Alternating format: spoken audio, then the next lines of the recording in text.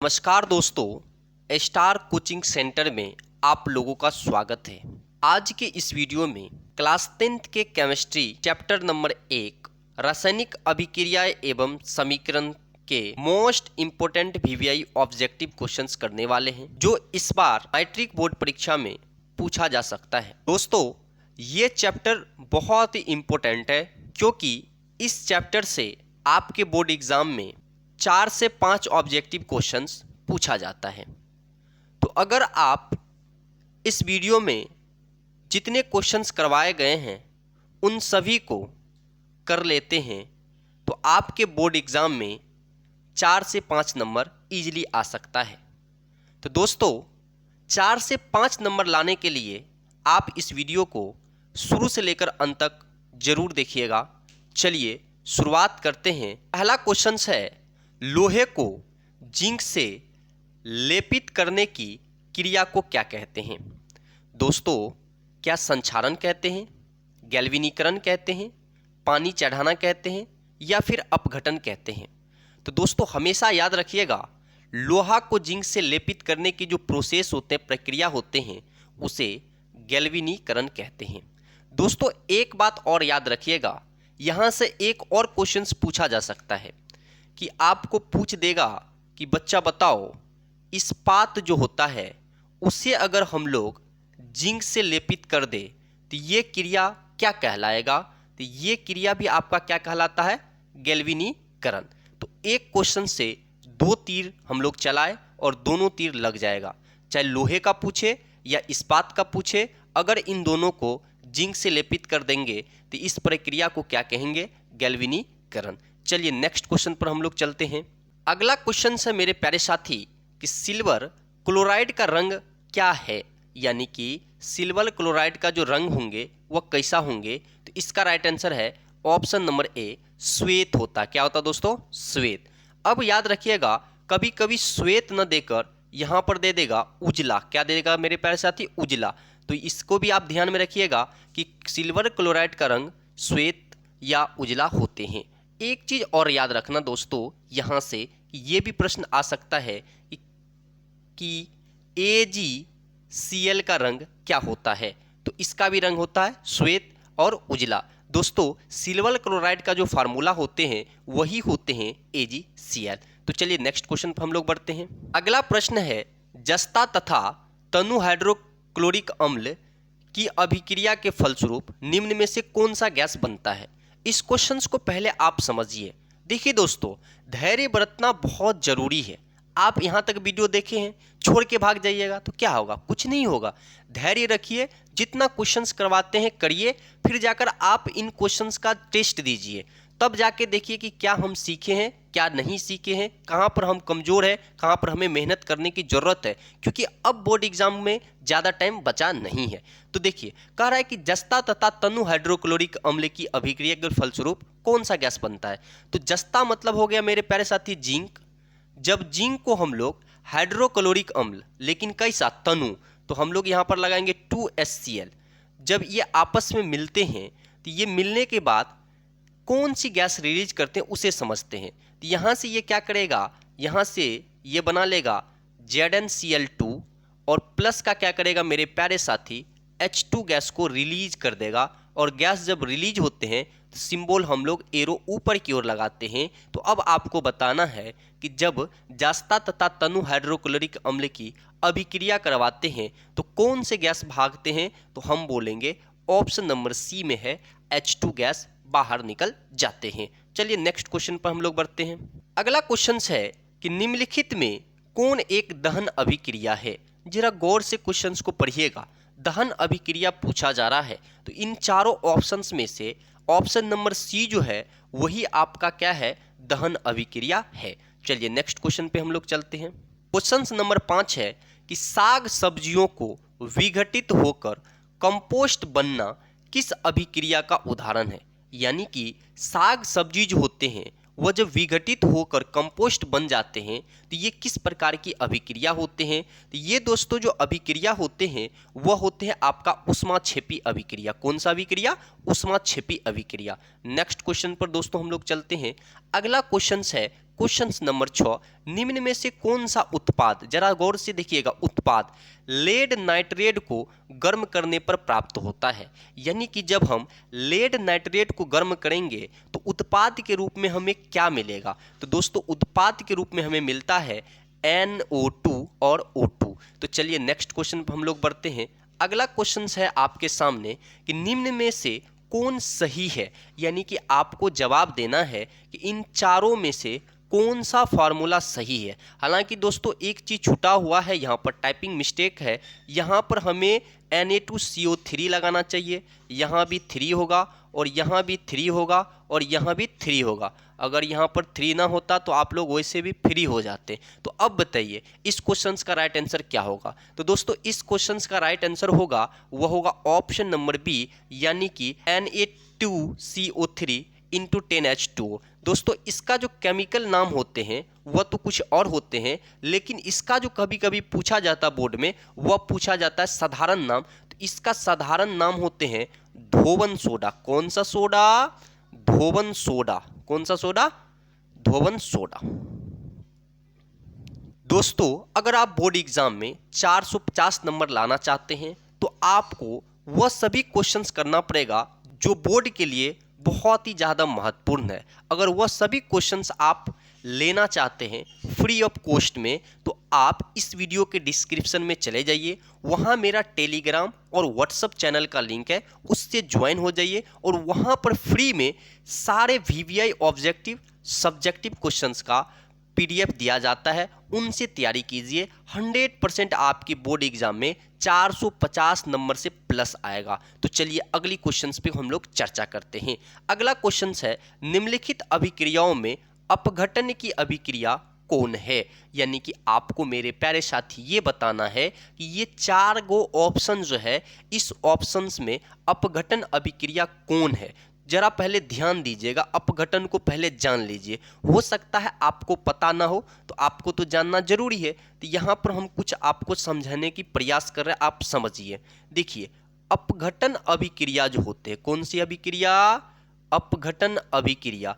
इस अभिक्रिया का दूसरा नाम होते मेरे प्यारे साथी, क्या? इसका दूसरा नाम होते वियोजन अभिक्रिया। कौन सी अभिक्रिया? वियोजन अभिक्रिया।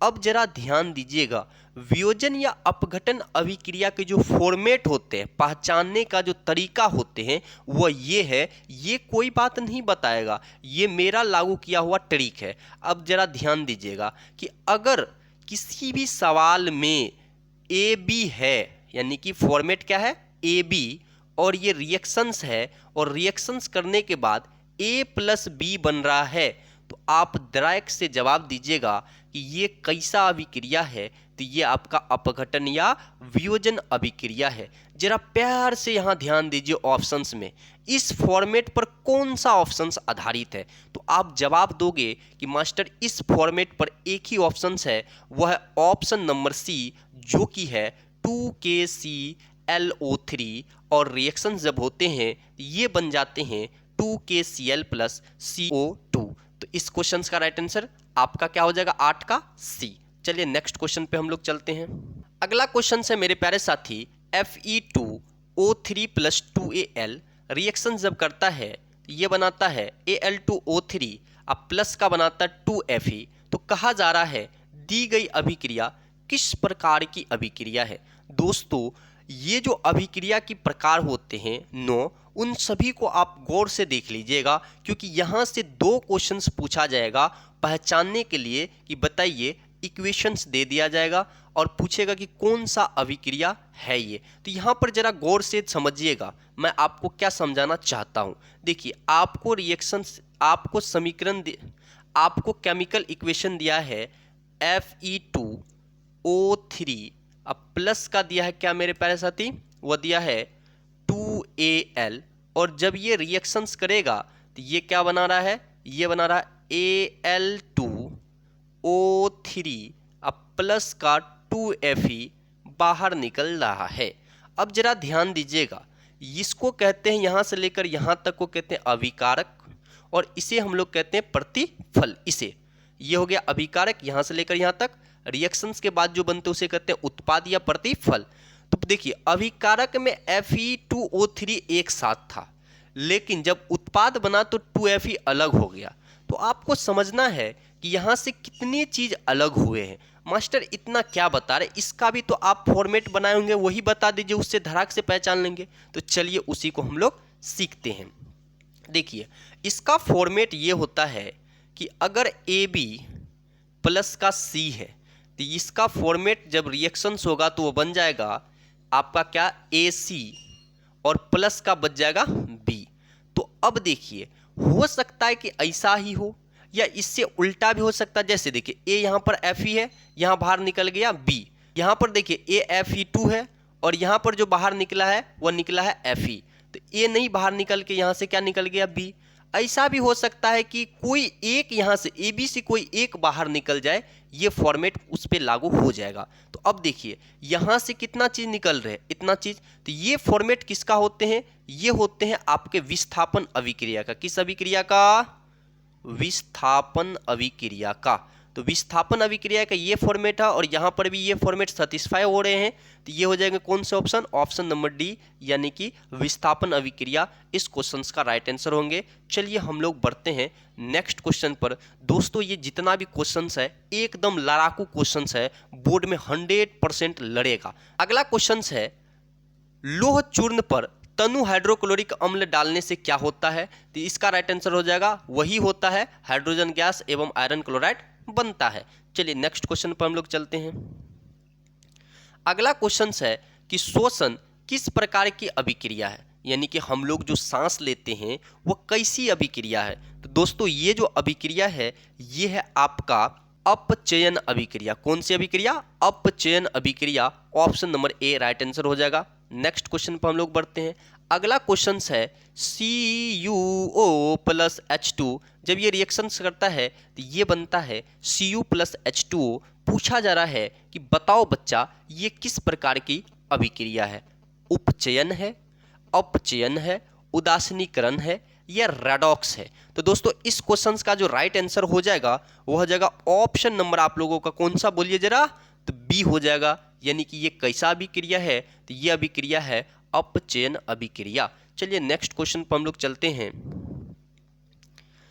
13 नंबर की क्वेश्चन है कि इलेक्ट्रॉन के स्थानांतरण से बने यौगिक को क्या कहते हैं। जब इलेक्ट्रॉन एक जगह से दूसरे जगह चले जाते हैं उनसे जो यौगिक बनते हैं उस यौगिक को क्या कहते हैं, तो उस यौगिक को कहते हैं विद्युत संयोजी यौगिक। तो क्वेश्चन नंबर 13 का राइट आंसर हो जाएगा ऑप्शन नंबर बी। चलिए नेक्स्ट क्वेश्चन पे हम लोग चलते हैं।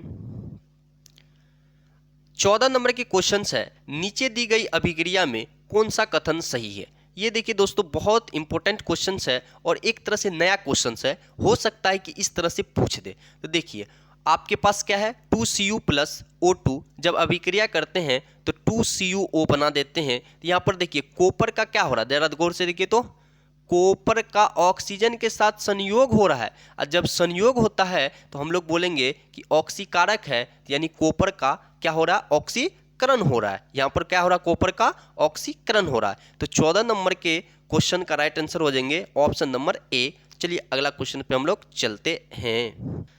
अगला क्वेश्चन है निम्नलिखित समीकरण है H2 प्लस Cl2 जब ये अभिक्रिया करते हैं 2HCl बनाते हैं। अब जरा ध्यान दीजिएगा, ये देखिए ये आपके पास कौन सी अभिक्रिया है, अपघटन अभिक्रिया। इसकी फॉर्मेट क्या होते हैं, इससे पिछले वाले क्वेश्चंस में बताए थे कि अगर फॉर्मेट में AB और रिएक्शंस करेगा और ये जब टूट के A प्लस B बन जाएगा तो ये अपघटन अभिक्रिया होगा। अच्छे द्विविस्थापन क्या होते इसको भी समझिए। अगर इसका फॉर्मेट क्या होते, AB कोई तत्व है, अब प्लस में क्या है क्या कहते हैं CD है, तो ये जब अभिक्रिया करेगा तो ये बना लेगा क्या बच्चा पता है, ये बना लेगा AC अब प्लस का CD या DC। अब देखिए विस्थापन का तो बता ही दे, संयोजन का क्या होता फॉर्मेट ये याद रखिएगा, ये होते हैं A प्लस का B और रिएक्शन करेगा तो ये बना लेगा AB। तो अब देखिए ये वाला सवाल A प्लस का B और ये क्या बन गया AB, यानी कि H2 प्लस Cl2 रिएक्शंस के बाद क्या बन रहा है 2HCl, यानी कि इस फॉर्मेट पर ये सही बैठ रहे हैं। तो इसका जो राइट आंसर हो जाएगा वो हो जाएगा ऑप्शन नंबर बी, संयोजन अभिक्रिया है। क्वेश्चन नंबर 15 का राइट आंसर क्या हो जाएगा ऑप्शन नंबर बी। कैसी अभिक्रिया? तो H2 प्लस Cl2, ये अभिक्रिया कैसा है? 2HCl, ये अभिक्रिया है संयोजन अभिक्रिया। नेक्स्ट क्वेश्चन पे हम लोग चलते हैं। अगला क्वेश्चन है, निम्नलिखित में से कौन द्विस्थापन अभिक्रिया है? दोस्तों इस क्वेश्चंस को अभी हम कितनी बार समझाएं? विस्थापन अभिक्रिया, द्विस्थापन अभिक्रिया, वियोजन अभिक्रिया, उसी को बोलते हैं अपघटन अभिक्रिया, संयोजन अभिक्रिया। ये जो 4 गो अभिक्रिया है बहुत ही ज्यादा इंपॉर्टेंट है। तो इस क्वेश्चंस का राइट आंसर आप लोग जवाब दीजिए। अच्छा से दे दिए होंगे क्योंकि अभी पिछले बार हम बताए थे पिछले क्वेश्चंस में। इस क्वेश्चंस का राइट आंसर हो जाएगा option number C, AgNO3 plus NaCl reactions करेगा, AgCl बनाएगा और प्लस का NaNO3 बनाएगा। चलिए नेक्स्ट क्वेश्चन पे चलते हैं। अगला क्वेश्चन है, निम्नलिखित अभिक्रियाओं में से कौन विस्थापन अभिक्रिया है? दोस्तों आपको बताना कौन सा अभिक्रिया? विस्थापन अभिक्रिया। तो विस्थापन अभिक्रिया की फॉर्मेट क्या बताए थे उस पर जरा गौर से ध्यान दीजिएगा। तो जब ध्यान दिए होंगे तो आपको जवाब आया होगा कौन सा होना चाहिए। इस क्वेश्चंस का हम आंसर नहीं बताएंगे, आप लोग कमेंट बॉक्स में बताइए। हम भी देखना चाहते हैं कि आप लोग सही से तैयारी कर रहे हैं या नहीं कर रहे हैं। इस क्वेश्चंस का जवाब कहाँ देना है? कमेंट बॉक्स में कीजिए। ऑप्शन ए होगा या बी होगा या सी होगा, कौन सा ऑप्शन होगा कमेंट में आप लोगों को बताना। चलिए नेक्स्ट क्वेश्चन पर हम लोग चलते हैं। अगला क्वेश्चन है, अवक्षेपण अभिक्रिया। कौन सी अभिक्रिया बाबू? अवक्षेपण अभिक्रिया से किस प्रकार का लवण प्राप्त होता है? यानी कि बताना है कि जब अवक्षेपण अभिक्रिया संभव है, जब हो जाता है तो कैसा लवण प्राप्त होता है? तो हमेशा याद रखिएगा अविलेय लवण प्राप्त होता है। कैसे लवण? अविलेय लवण। चलिए नेक्स्ट क्वेश्चन पे हम लोग बढ़ते हैं। अगला क्वेश्चन है, निम्नलिखित में से कौन एक अपघटन अभिक्रिया है? अपघटन अभिक्रिया है। यहीं पर आप लोग फंस जाते हैं, क्वेश्चंस को बढ़िया से नहीं देखते हैं।